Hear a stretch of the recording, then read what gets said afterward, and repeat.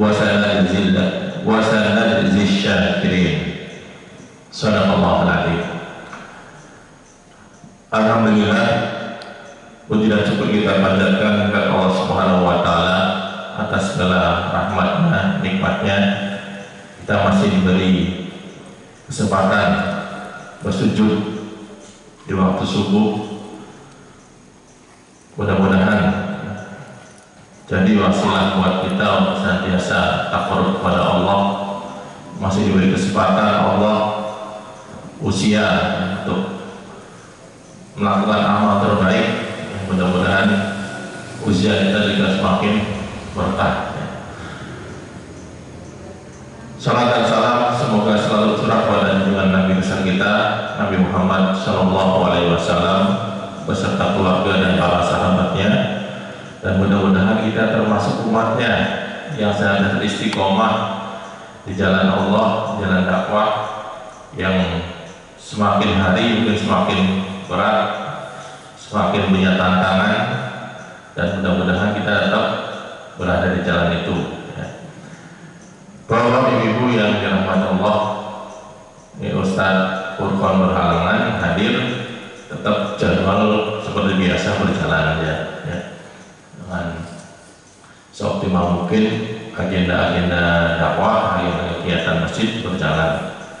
Saya coba sedikit menyampaikan yang terkait dengan kehidupan kita. Kemarin dapat kabar ada yang orang tua teman saya meninggal dunia. Innalillahi wa inna ilaihi raji'un. Usianya memang sudah senior ya, sudah sepuh ya. Tuh. Minggu lalu juga saya menghadiri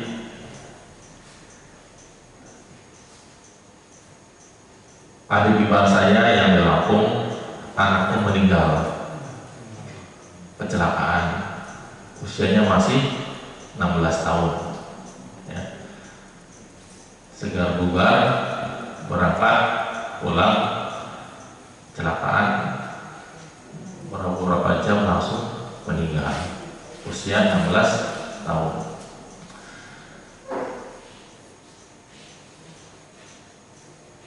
Beberapa minggu yang lalu juga teman saya sendiri ya, teman ngaji, sakit.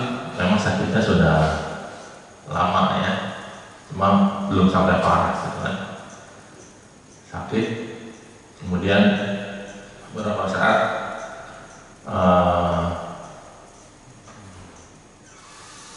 sakit dibawa ke rumah sakit ya. Di rumah sakit karena kondisi penuh, kesana kemari tidak dapat kamar untuk perawatan ya.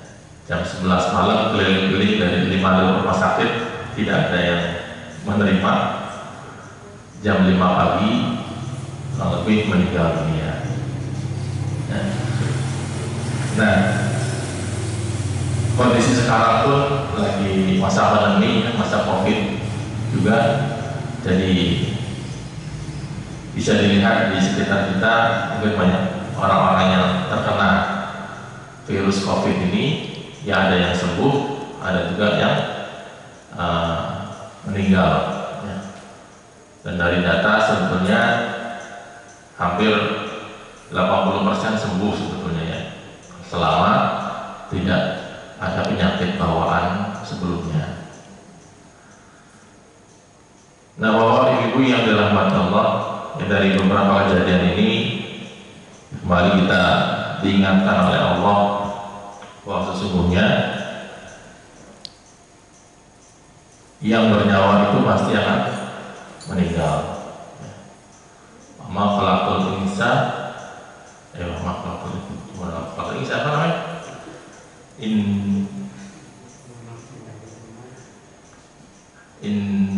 Da'atul maut gitu kan? Ya kullu nafsin dha'iqatul maut ya.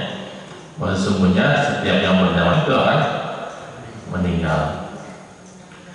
Kemudian di ayat yang tadi yang saya bacakan, di ayat Al-Imran ayat 145 yang biasa Pak Edi bacakan ya dalam sholat, wa ma kana li nafsin an tamuta illa bi idznillah kitaban muajjala.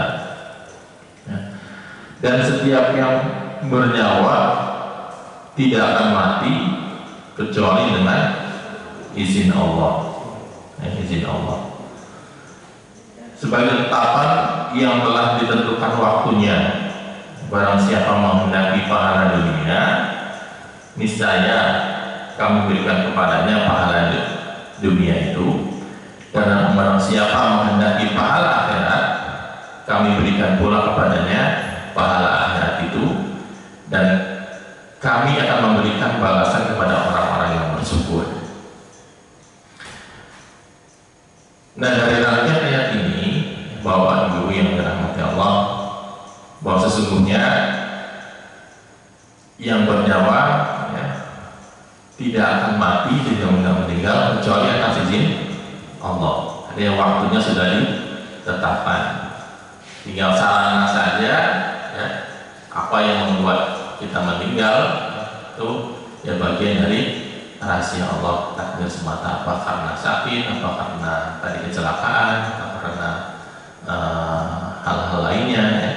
Itu karena memang ya batas umurnya sudah di situ ya. Kita besok hari ini mungkin sedang bugar, besok mungkin kita sudah dipanggil oleh Allah, bisa jadi ya.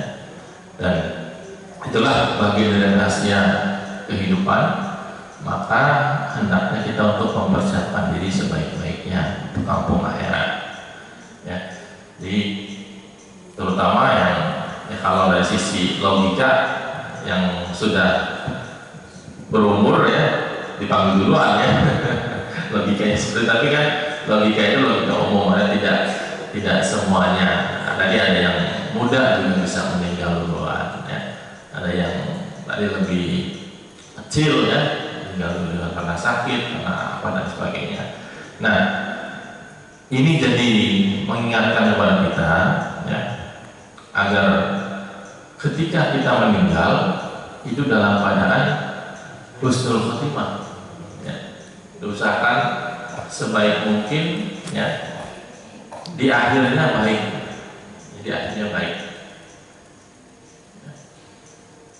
Ketika kita menghadap Allah dalam keadaan husnul khotimah, dalam keadaan melakukan kebaikan, dalam keadaan beribadah, atau dalam keadaan taqarrub ila Allah ya, beramal kebaikan, nah itu yang kita harapkan ya. Dan itulah kita diminta untuk istiqomah ya, istiqomah melaksanakan kebaikan-kebaikan ya. Karena memang ketika kita nanti dipanggil, kita tidak tahu kapan ya, bisa mendadak ya, bisa juga berproses melalui sakit yang lama ya, kemudian juga dipanggil. Disinilah bagi dari ujian kehidupan. Kalau kita merefresh kembali ya, perjalanan hidup kita ya, kita mengalami ya, beberapa masa ya. Ketika kita ada masa ruh ya, ruh kita sudah diciptakan oleh Allah, diminta komitmennya untuk percaya pada Allah ya, percaya pada Sang Khalik. Kemudian ruh kita ditiupkan dalam kandungan, termasuk ke alam kandungan ya, ke ibu kita, dan kita tidak bisa memilih ya, siapa ibu kita gitu kan ya. Itu kehendak Allah semata. Waktu kita ditiupkan di rahim ibu kita masuk ke alam kandungan ya. Kemudian kita lahir di dunia, masuk ke alam dunia. Kalau alam kandungan kurang lebih 9 bulan ya, kalau ibu-ibu ya, 9 bulan itu prosesnya. Kalau rohnya ditiupkan kan umur 3 bulan atau ya, 3 bulan itu masalahnya, 3 bulan tiupan rohnya ya, nanti kurang lebih 6 bulan. Kemudian lahir di dunia berapa lama kira-kira Bapak Ibu? 60 tahun ya. 60 tahun ada yang sudah lebih jatahnya dari 60 tahun.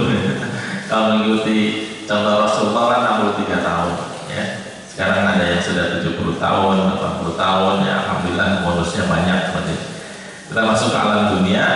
Kemudian setelah di alam dunia kita meninggal masuk ke alam kubur ya, masuk ke alam kubur. Nah di alam kubur ini berapa lama kira-kira? Wallahu a'lam ya, berapa lama? Karena di alam kubur ini kita menunggu sampai kiamat ya, sampai dengan kiamat kebangkitan ya, bukan kiamat, hari kebangkitan. Jadi kita menunggu di alam kubur ya, di alam kubur sampai hari kiamat kebangkitan. Nah kita nggak tahu menunggu sampai kapan ya. Di situ ada nikmat kubur dan azab kubur ya, bagi orang-orang yang banyak kebaikannya, insya Allah mendapatkan nikmat kubur ya. Bagi orang-orang yang tidak banyak kebaikannya ataupun orang-orang kafir ya, itu mendapatkan azab kubur. Kemudian setelah berproses semuanya, datanglah hari kehancuran, hari kiamat ya. Kehancuran alam semesta, kiamat ya, semua hancur, semua mati, semua meninggal ya. Kemudian baru ya, riset kembali ya, masuk ke dalam alam kebangkitan ya, kebangkitan. Nah di alam kebangkitan ini ya, kita dibangkitkan semua, hari kebangkitan dibangkitkan semua dari yang sudah meninggal, dari zaman Nabi Adam sampai dengan nanti manusia akhir zaman ya, dibangkitkan. Kemudian masuk ke padang mahsyar ya, padang mahsyar ya, kita dikumpulkan sama ya, yang namanya manusia dikumpulkan. Di situ baru ada pertolongan dari Allah dan Rasulnya, ada syafaat ya. Kemudian masuk ke yaumul hisab, hari perhitungan ya. Kemudian kita menyerahkan semua amal ibadah kita ya. Kemudian ya, dosa-dosa kita juga ya, situ dihisab di yaumul mizan. Kemudian baru kita nanti masuk siratal mustaqim, masuk ke surga dan neraka. Jadi pilihannya ada dua, tempatnya cuma surga dan neraka. Tidak ada tengah-tengahnya, tidak ada abu-abu dan tidak ada yang lainnya. Dan kabar baiknya, insya Allah semua muslim itu masuk surga. Kabar baiknya, insya Allah semua muslim yang percaya pada Allah dan Rasulnya akan masuk surga. Jadi bapak-bapak, ibu-ibu, insya Allah masuk surga ya, amin ya menyerahkan amin. Nah cuma nanti bisa ya, amal ibadahnya apakah ketika berat timbangan kebaikannya ya, insya Allah mudah-mudahan bisa langsung masuk surga. Kalau amal ibadahnya banyak keburukannya, jadi ya kita mampir ke neraka. Alhamdulillah dari mudah-mudahan kita termasuk dari golongan orang-orang yang mampir dulu ke neraka. Karena gambaran yang Allah berikan azab neraka itu yang paling ringan ya, kita menginjakan kerikil ya, api neraka, otak kita mendidih, itu yang paling ringan. Astagfirullahaladzim ya. Jadi kita di dunia aja kena bakar api ya, sakit ya, apalagi di akhirat nanti. Nah kalau yang kafir jelas-jelas langsung masuk surga ya, masuk neraka. Yang kafir jelas-jelas masuk neraka ya. Dan dihisab sudah pasti orang masuk neraka. Dan ini adalah informasi yang Allah berikan ya, yang secara sains ya, kalau orang-orang yang tidak percaya sama Allah, sama Tuhan, yang mereka tidak percaya dan tidak bisa dibuktikan juga secara sains, karena sains belum sampai ya. Tapi dari ayat-ayat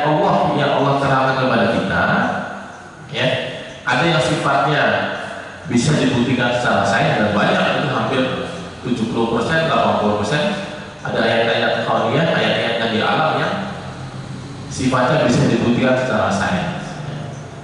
Tapi ada 20% kurang lebih yang memang sifatnya adalah yang belum dibisa oleh sains, karena memang tidak nyampe, ya, seperti adanya jin, malaikat. Sains nggak bakalan mungkin bisa membuktikan ada malaikat, tapi semua yang informasi Allah berikan, yang Allah berikan melalui nabinya, itu terbukti, ya.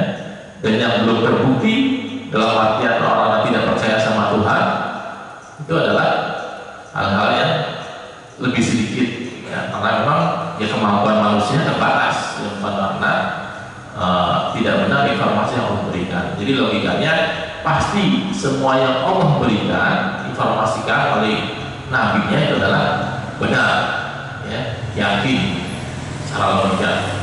Dan kita sebagai orang muslim itu mendapatkan nikmat yang terbesar akan iman ini, ya, karena dari semua nikmat yang terbesar adalah nikmat iman, ya. Dari semua nikmat yang terbesar yang kita terima, ya, di dunia ini adalah nikmat iman.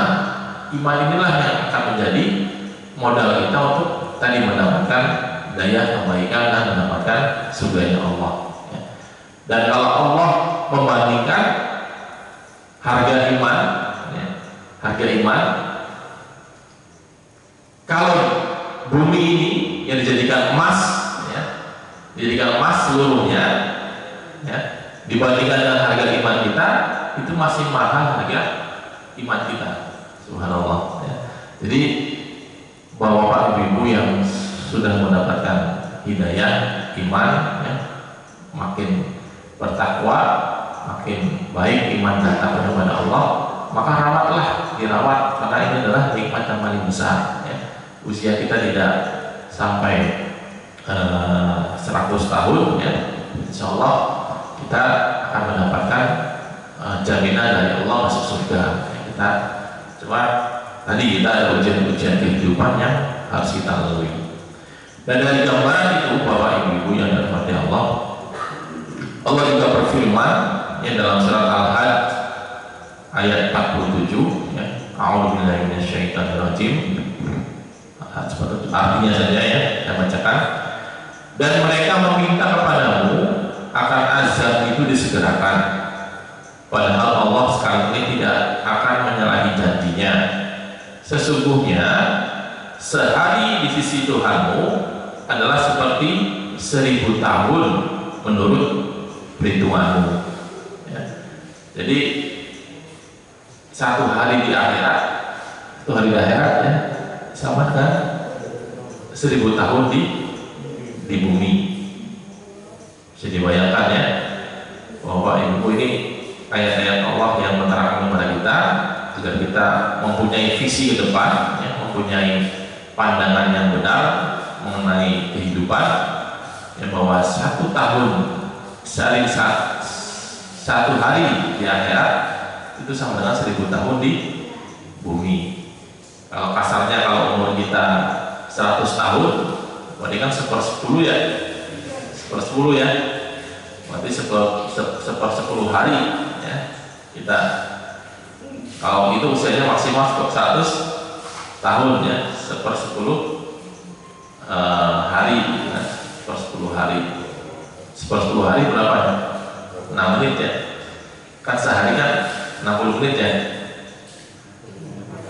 24 jam, oh iya 24 jam, 24 jam.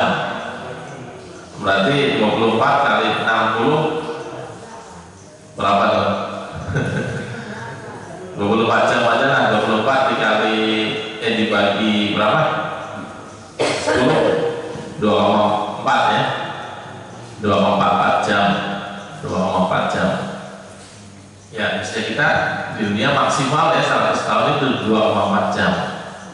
Nah, kebayang kita di akhirat kelak nanti kekal, ya, berpuluh-puluh hari, ya, beribu-ribu hari sampai tahun dan seterusnya.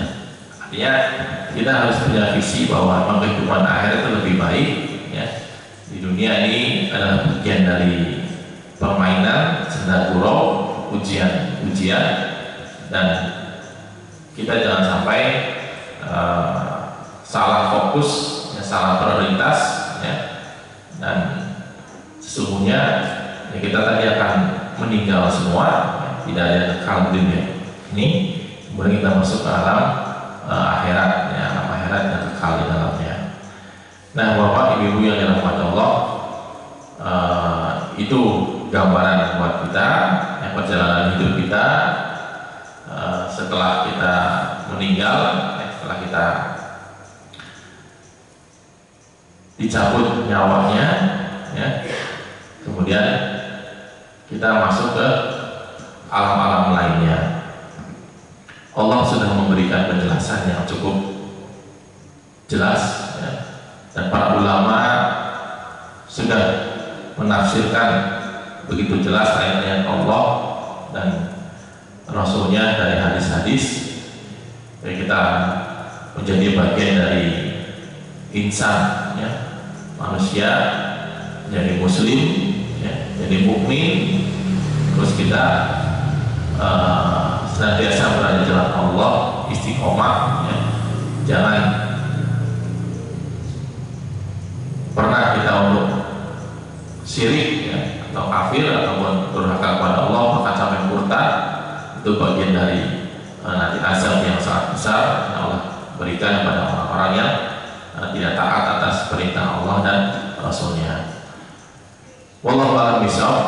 Mungkin itu yang bisa saya sampaikan, ya, barangkali dari Bapak Ibu ada pertanyaan atau diskusi, ya, maka dipersilakan. Pada Bapak Ibu yang mau bertanya, silakan.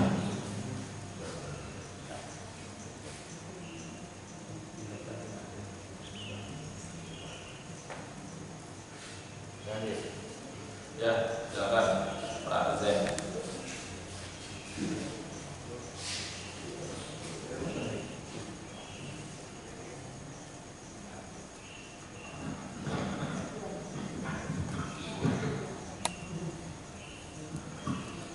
Assalamualaikum warahmatullahi wabarakatuh. Kalau yang disampaikan Pak Didi tadi itu tanpa kita sadari itu kita harus memahami juga yang masalah kematian itu. Saya untuk sharing aja. Untuk kita sadari kan sebelum kita menghadapi kematian, kita sebagai seorang muslim otomatis bagaimana kita menjalankan syariat Islam dalam diri kita dan keluarga kita. Ada beberapa hal yang berhubungan dengan kematian itu adalah satu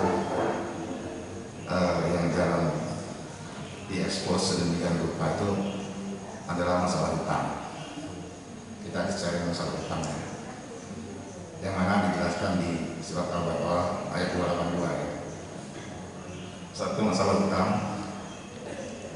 Kemudian makna silaturahim yang dijelaskan di surat An-Nisa ayat 1. Kemudian itu berhubungan dengan harta waris yang dijelaskan di surat An-Nisa ayat 11 sampai ayat 14. Hal ini untuk memahami satu hutang, kemudian silaturahim, kemudian harta waris. Harta waris itu juga berhubungan dengan bagaimana kita mencintai anak yatim yang disebutkan di surat Al-Baqarah, mencintai anak yatim dan fakir miskin. Ketika harta waris itu bermasalah pembagiannya, maka dia akan berdampak pada hak anak yatim. Kemudian masalah ini juga, masalah hutang juga berhubungan dengan sedekah yang dijelaskan di surat Al-Baqarah ayat 261. Beberapa hal ini itu yang perlu kita pahami dan kita jalankan sehari-hari. Karena hal ini kadang-kadang sebagai masyarakat belum memahami dan belum mengamalkan secara optimal. An-Nisa ayat 1. Di situ kan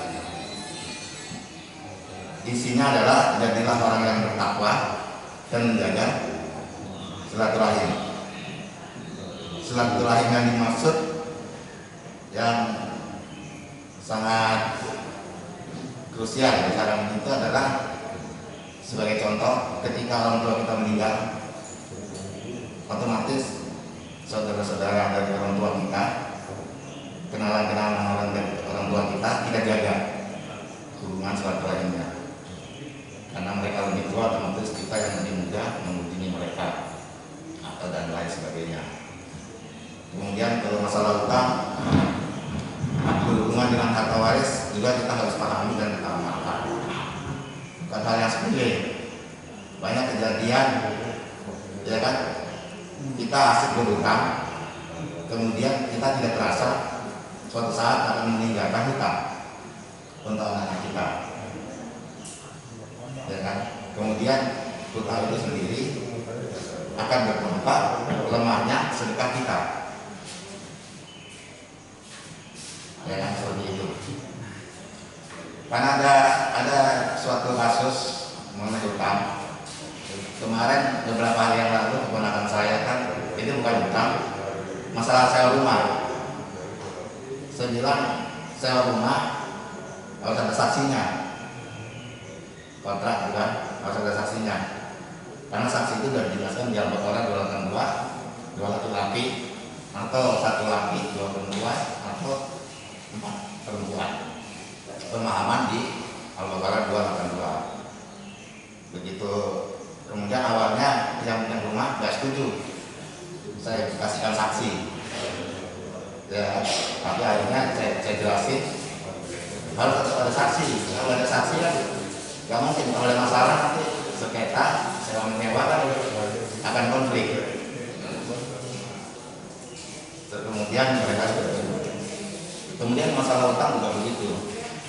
Apabila hutang kita ada orang yang keluarga kita atau orang lain yang kemungkinan dia tidak mampu membayar, yaitu ikhlaskan saja, misalkan 50.000 atau berapa. Karena ada juga kalau misalkan besar, yaitu harus ada saksi, Pada saat 2017 kita sharing aja. Pada saat saya perlu dana besar untuk operasi ya. 2017 dalam September kemarin. Waktu itu saya sakit, ada yang terkunjung yang masih kenalan gitu ya. Itu belum operasi. Jadi kalau perlu ada apa-apa, kasih tahu saya. Ada yang berkunjung. Kemudian beberapa bulan kemudian operasi terjadi, ya, operasi besar terjadi, yang mana waktu itu saya perlu dana, saya teringat yang masuk saya awalnya. Pertama sebelum saya hubungi ke mereka, saya hubungi kawan saya yang secara ininya apa itu mau punya uang nilai itu. Saya bilang sama kawan saya, kebetulan kawan saya juga paham, selalu paham. Ya, di Singapura tidak. Ya. Kemudian saya paham kawan saya bilang, saya dulu mau pinjam uang sekian. Pada saat sakit, pada saat lemah kan ditanya, ya tolong buat perjanjian. Kan nggak mungkin buat perjanjian. Kesimpulannya saya coba yang pertama, ya udah dia nggak kasih tahu perlu berapa, perlu segini, ya udah buat perjanjian. Perbuatnya saya buat di WA aja cukup. Di WA saya sebutin berapa nilainya, kemudian akan saya bayar berapa, kemudian saya buat saksi di situ di WA. Ada saksi, ada dari saudaranya yang admin, dari istri saya. Seperti itu. Alhamdulillah itu lancar semuanya. Nah, kemudian saya kira untuk kemudian yang silaturahim tadi kadang-kadang ada keluarga konflik gara-gara utang. Nah, kalau seperti itu bagaimana kita memberikan solusinya? Saya kira itu aja. Terima kasih. Waalaikumsalam warahmatullahi wabarakatuh. Waalaikumsalam. Terima kasih Pak Zain atas penjelasannya dan sedikit pertanyaan. Jadi terkait dengan hutang, silaturahim, sama waris ya, dia dari tiga itu.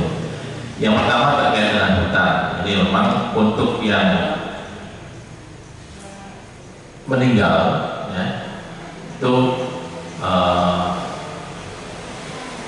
terkait dengan muamalah hutang piutang itu harus tetap diselesaikan ya, oleh ahli warisnya, karena kita tidak tahu kapan kita meninggal ya, tapi ya tadi diingatkan agar hal-hal semacam ini juga harus dipersiapkan oleh kita ya. Kalau kita meninggal, kita tercatat semua hutangnya ya, diketahui oleh keluarga ya, agar ketika kita meninggal mendadak, keluarga mengetahui dan bisa menyelesaikan hutang piutang kita. Ya, terkait dengan hutang yang KPR misalkan ya, gambaran sekelas KPR ataupun KPR syariah, kemudian kaitannya dengan yang terprotektif ya, diproteksi ya, oleh asuransi, ya kita sebenarnya tidak punya kewajiban setelah meninggal karena sudah diprotek dengan asuransi. Kalau kita meninggal, sistem di KPR syariah itu kita dapat asuransi sehingga nanti bisa diurus oleh ahli waris agar hutangnya dibuktikan ya, karena sudah ada asuransi di situ. Kemudian terkait dengan hutang-hutang yang muamalah secara individu, nah ini yang mungkin perlu dicatatkan juga, kadang-kadang lupa ya. Jadi secara individu kalau ada hutang-hutang tercatat itu ketika nanti kita meninggal, ahli waris bisa menelusuri agar bisa dibayarkan dari harta warisnya. Kemudian kalau ahli waris tidak tahu ya, makanya salah satu ikhtiarnya ketika meninggal diumumkan ya, apabila ada masalah muamalah hutang piutang yang berhubungan dengan yang bersangkutan kepada orang-orang yang berhubungan dengan hutang piutang agar menghubungi ahli warisnya. Itu secara sistem ya, secara itu sudah jelas. Nah, terkait dengan waris ini juga salah satu syariat Allah yang akan pertama kali diangkat oleh Allah ya. Jadi maksudnya semakin bertambahnya usia kehidupan ini, semakin banyak orang-orang yang tidak menggunakan hukum waris ini dengan baik ya. Karena banyak yang wah sama aja laki-laki perempuan bagi dua aja biar adil kan? Padahal aturan waris dalam hukum Islam itu ada jelas ya. Sudah diatur oleh Allah begitu jelas, ayatnya bahkan panjang ya. Itu jelas diterangkan oleh Allah bahwa yang berapa ya, ahli waris untuk yang anak, yang ibu, yang laki-laki, yang perempuan, kalau yang tidak punya anak sebagaimana, kemudian kalau yang banyak, panjang sekali, dan itu sudah tersistematis dengan baik pembagiannya. Nah, itu yang akan pertama kali diangkat oleh Allah ya, dari muka bumi ini, syariat mengenai warisan. Maka ya kita yang masih hati hidup agar berkomitmen ya, mengingatkan anak istri kita untuk menjaga sistem waris ini kalau kita meninggal dunia. Ini jadi pengingatan buat kita. Kemudian yang kedua terkait dengan hubungan kekeluargaan, silaturahim. Tadi ketika kita meninggal dunia banyak urusan-urusan kaitannya dengan hutang ya, dengan apa diselesaikan dengan baik. Dan ada satu lagi sebetulnya hal terkait zakat ya. Ini juga bagian dari hubungan silaturahim dengan keluarga. Zakat itu ya, prioritas pertama yang kita memberikan zakat itu adalah untuk sanak kerabat yang bukan tanggungan, yang bukan kerabat bukan sanak ya, ya kerabat lah ya, yang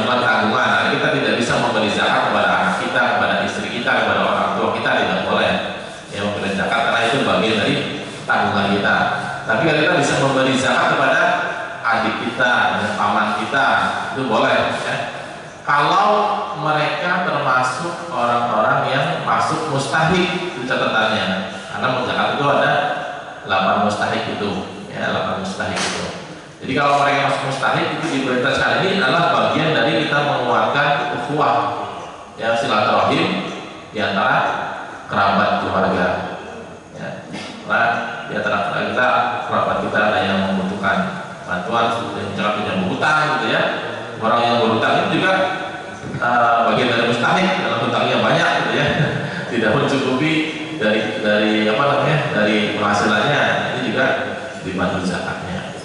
Ya Allah alam ya, yang terangkat itu melengkapi, mudah-mudahan jadi pengingat buat kita semua terkait tadi hutang. Kemudian tadi pertanyaannya terakhir mengenai hubungan dengan sedekah. Ya, ada banyaknya hutang itu melemahkan sedekah ya, karena apa namanya, banyak terserap untuk membayar hutangnya gitu ya, logikanya ya. Jadi terkait sedekah, secara umum kan sedekah semuanya ya, tidak harus berupa uang ya, termasuk senyum juga sedekah ya, termasuk kebaikan-kebaikan amal ibadah juga kita sedekah. Dan Allah memerintahkan sedekah, infak, sedekah itu adalah bagian dari kehidupan ya, artinya semampunya ini ya. Kalau penghasilan kita sedikit ya, infaknya sedikit itu wajar ya, tapi kalau penghasilannya besar, infaknya juga harus besar ya. Disinilah ada ujian Allah. Di situ Allah tidak melihat berapa besarnya, tapi komitmen, kesungguhan, ketaatan kita kepada Allah ya. Maka yang penting sedekah itu rutin dan tadi sesuai kemampuan, terus dijaga ya, jaga terus menerus. Insya Allah saling berkaitan ya, itu dengan tadi yang dimaksud Pak Arjen bahwa terkait dengan banyaknya hutang juga melemahkan sedekah, itu benar ya. Di sisi lain tadi Allah memerintahkan sedekah, itu bagian dari kita untuk terus menerus ya, continue dan sesuai dengan kemampuan. Itu buat Pak Arjen ya, mudah-mudahan bisa melengkapi. Nanti bisa ditanyakan lagi kalau masalah bertanya ke ahli. Silakan, boleh ada yang lain?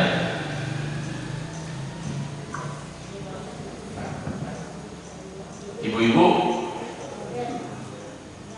ada? Ya, kalau ada cukup ya. Ya mudah-mudahan jadi wasilah buat kita untuk memperdalam keimanan dan ketaatan kepada Allah Subhanahu Wa Taala. Dari saya tolong mohon maaf bila ada yang salah, bila ada yang kurang ya, semata-mata dari kelemahan dari pribadi. Nanti kalau yang belum lengkap, belum jelas, bisa ditanyakan pada Ustaz yang lebih berilmu, berkompeten untuk menjelaskan lebih detail. Demikian dari saya. Mohon maaf. Assalamualaikum warahmatullahi wabarakatuh.